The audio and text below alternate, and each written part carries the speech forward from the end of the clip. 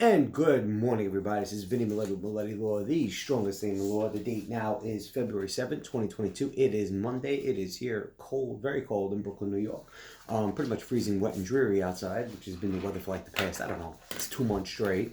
Just trying to over here make a video, keep you all entertained and amused, and also get you all up to speed with everything and all the developments in the law. So, certainly, hopefully, well, first and foremost, please make sure you go down and you click the subscribe button, subscribe to the channel. Make sure you go to the website, www.miletilaw.com, and sign up for the newsletter so you're always in the know. Lots of important information always share, and, whatever I could do to deliver you guys and gals some, decent, relevant content, I'm more than happy to. So, let's get right down into it. Every day things come up, new issues come up, right? Clients always have issues, clients have concerns. Sometimes, you get repeats, sometimes you get unique concerns. I thought this was pretty unique, so I wanted to make a video on it because you don't really see it that often. Because everybody really takes it for granted. So generally all employers, right? One of the things you all have is workers' comp insurance. You don't realize it, but basically all of these do. You all carry some kind of paid family leave, some kind of workers' comp insurance. It's required in New York for almost basically every single employer in the planet, whether you have one employee or 1,000. As long as you hire somebody on the books and you pay into some sort of payroll, like you're gonna have to have some kind of workers' comp insurance. So, and then COVID caused a lot of things, frustration. Things were slower over time. People weren't getting what they needed to get due to COVID. Things were moving very slowly over these past couple months, and they still are. Everybody's still coming back right now. Not that I find it to be an excuse, but for the most part, people are still coming back, trying to get back used to life again as if COVID didn't exist. So here's the situation. Vinny Mileti opens up a law firm. Vinny Mileti opens up a new business on January 1st, right? I'm talking with my broker. We exchange back and forth emails. We look about great pricing. I wind up getting workers' compensation coverage. I don't know, what's today, February 7th, February 6th. I got it yesterday, right? I get my workers' comp coverage. I actually hired an employee on January 2nd. Okay, so from January 2nd to January 7th, I had an employee that I was paying their payroll, doing everything, paying into FICA, paid into the employer tax in New York. And I never had workers' comp for them, right? So here comes the Workers' Compensation Board, the WCB. They send an audit. Hey, we noticed that you're paying into payroll, but we don't have any record of your workers' comp coverage. Please let us know about your workers' comp coverage. All right, so first and foremost, under the Workers' Compensation Law, Section 3, basically almost all employees in New York have to have some kind of coverage. It's almost every single entity in New York at any size has to have workers' compensation insurance. There are situations where you fall outside of it, and that's the point of this video today, to give a little explanation to that. But for the most part, almost every single employer has to have that, as long as you're paying on the books. Not that I'm encouraging you to pay off the books here, but whatever. Let's get with the practical realities here. All right.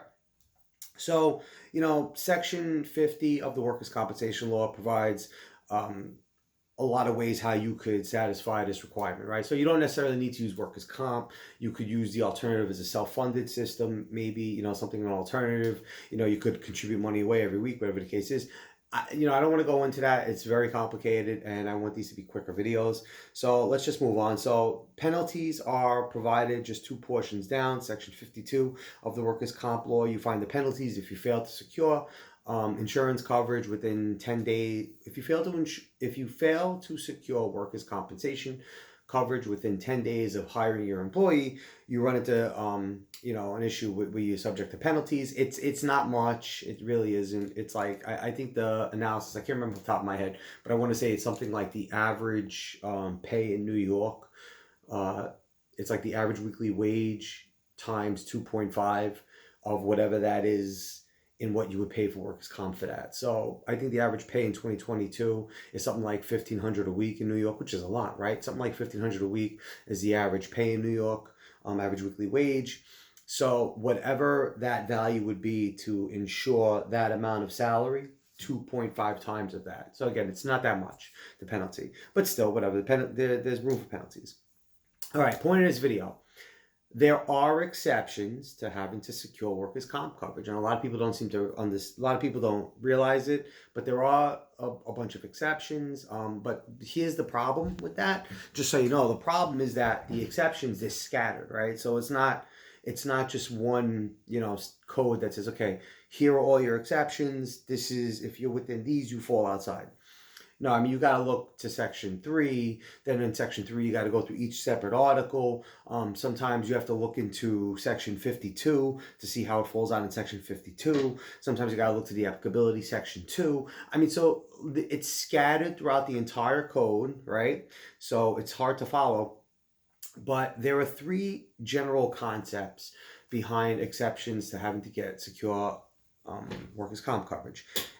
The 3 general concepts are going to be independent contractors, certain for-profit entities, and certain non-profit entities, right? So your first big 3, so the first bucket you got to look at is where do you fall as an employer, as someone who's hiring for work, where do you fall within those 3, right? Are you hiring independent contractors? Are you a for-profit and hiring in a regular sense, or are you a non-profit and hiring? Okay, so that's the first bucket. So I'm going to start with the most complicated one first. And it's not going to be long because I want to make these quick. But the most complicated one is the independent contractor one. New York does not like independent contractors. Every single year, whenever a law gets passed or whatever the case is, independent contractors are given more and more rights similar to standard employees. Freelancers given more and more rights similar to standard employees. It's just New York is very pro-employee, very anti employer trying to run away from certain what New York feels as obligations. So New York is very pro-employee, and independent contractors. It's a very difficult test under the workers' comp law to identify and to classify someone as a independent contractor. Generally, it's a 2-part test. It looks to the individual and then it looks to the corporate entity, right? So when it comes to the individual, all 3 of these elements must be met. The individual must be free from control and direction in performing the job. The individual must perform services outside the usual course of business for the employer. What does that mean? That means that if you're a salesperson and you hire and you say that someone's an independent contractor as a salesperson for you, it's not going to work because it's not outside the usual course of business for your company, okay? And then the individual is engaged in an independently established trade, occupation, or business that is similar to the service they perform. So in other words, that individual has a specific service they provide, and for you, they're doing that specific service. So for instance, let's just say, I don't know, managing claims, right? So if they are an independent contractor, they individually work for themselves as an independent claims adjuster. They are working for you within their trade and occupation, doing that service for you. So let's say you're a salesperson, right? Let's say you're a retailer and you sell hats, and you have all your salespeople's hats. Let's say you hire this person to sell hats, but you say, oh, wait a minute, I hire him as an independent contractor. I mean, and I pay him through his claims handling company. That's not going to work. The statute is very specific. It's very hard. It's very hard because all 3 of these have to be met. The individual has to be free from control completely. The individual has to perform services other than what you typically offer, and the individual has to be performing what's customarily an established trade, occupation, or business that is similar to the service they perform all the time. All right, so those are the first 3 for the individual. There are 12 entities. There are 12 separate elements. All 12 have to be met in order for someone coming, as an entity performing services. I'm not going into that. It's 12 elements. It's very hard. It's very, very, very hard to be a pure independent contractor in New York. Let's just put it that way.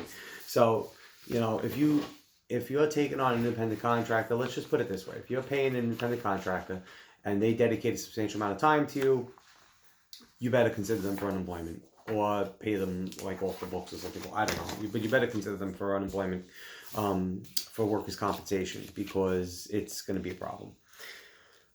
And workers' comp is very broad, okay? It's more broad than unemployment. I've had videos where I spoke about unemployment benefits that mentions how unemployment is starting to begin to expand also to independent contractors. But that's that video. So we're only sticking to workers' comp today. Workers' comp is even more broad. So you likely qualify for workers' comp even as an independent contractor.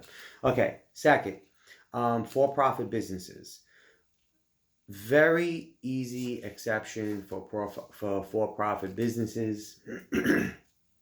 Workers' comp is not required for partnerships, LLCs, LLPs that do not have employees. Workers' comp is not required for a sole proprietor who does not have employees. And workers' comp is not required if the business is one or two people who own the corporation who are actual stockholders. So in other words, as far as the for-profit exception, it's very easy. If you own your own business, or if you are in partners with somebody that owns your own business and you are the principal shareholders, you don't need to get unemployment coverage. I mean, you could participate. You're more than welcome. I'm sorry, I keep saying unemployment. You don't need to get workers' compensation coverage. You're more than welcome to participate. You're more than welcome to buy the policy and have it for you as a safeguard. It will be given to you, no worries. But you don't have to. You're not legally required to, and you won't get any fines if you don't.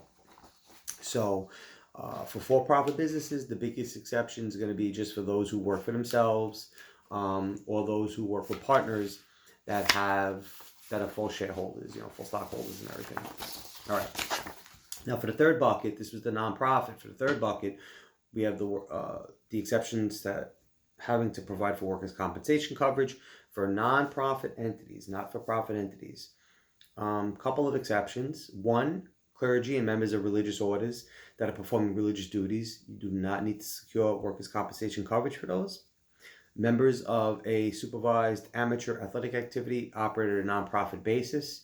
You do not need to secure workers' compensation coverage for those individuals as well. This is a little grainy one. People who were engaged in a teaching capacity for a nonprofit institution designated under the tax code as a religious, charitable, or educational organization. So if you are running a nonprofit that's been recognized by the IRS that serves as a religious, charitable, or educational organization, and you're taking on somebody you're taking on someone and you hired them in a teaching capacity, as long as they're solely teaching, providing information, providing education, you're exempt from having to get workers' compensation from them. What this is really looking for here is the fact that they're not physically providing any services. They're not physically providing any manual labor.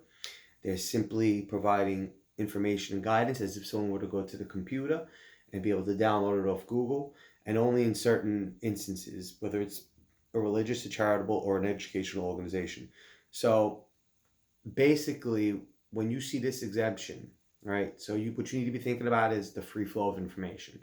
You see this a lot because you see this in trademarks and copyrights as well. This is what's known as fair use in those worlds. When you're just kind of doing things for purposes of giving away information for free, or let's say just kind of like educating the public, you fall outside a lot of these. So that's a very helpful. So this is this becomes kind of like a very gray area, murky area, because it becomes highly fought over, But the point is that you do get exempted from providing workers' compensation coverage if you're a nonprofit entity. You engage in these particular acts. So that's those three. So those are the big three buckets of exemptions for having to secure workers' compensation coverage. I thought this was helpful because, this comes up a lot, especially in this world of COVID, where just nobody works anymore, where people are late. Everybody does everything late. Nobody pays attention. Nobody works. So, this winds up coming to fruition more than you would expect. And look, the city, at the end of the day, the city's always looking to make a dollar. They're always looking to find what they could find. They're always looking to penalize what they could penalize, So, this is what the city does. So you just need to be prepared for it. You need to make sure that, you're always protected and you're always ready to go. So hopefully this was helpful. This did come up. It's very unique to certain industries. So, if you do need this information, this is helpful. And if you're just visiting, we love having you here. So hopefully you learned something. And, you know, I'm still stoked that I don't get interrupted by the dog anymore because I got this new stand that doesn't touch the floor, so he doesn't see it. So again, you know, hopefully this is helpful. If you have any questions or concerns, you know where to reach us. You could either send me an email, you could reach us in the comments below, you can go to the website, you can go to the contact us page, you can find us on YouTube, you can find us on Instagram, you can find us on Twitter, you can find us basically everywhere in the world. We're all over the place. We are obsessed. We basically promote ourselves everywhere. And, you know, as always, you know, yours and Laws, love and lifts. Have a beautiful day. And, you know, hopefully this was helpful, and we'll speak soon. Take care.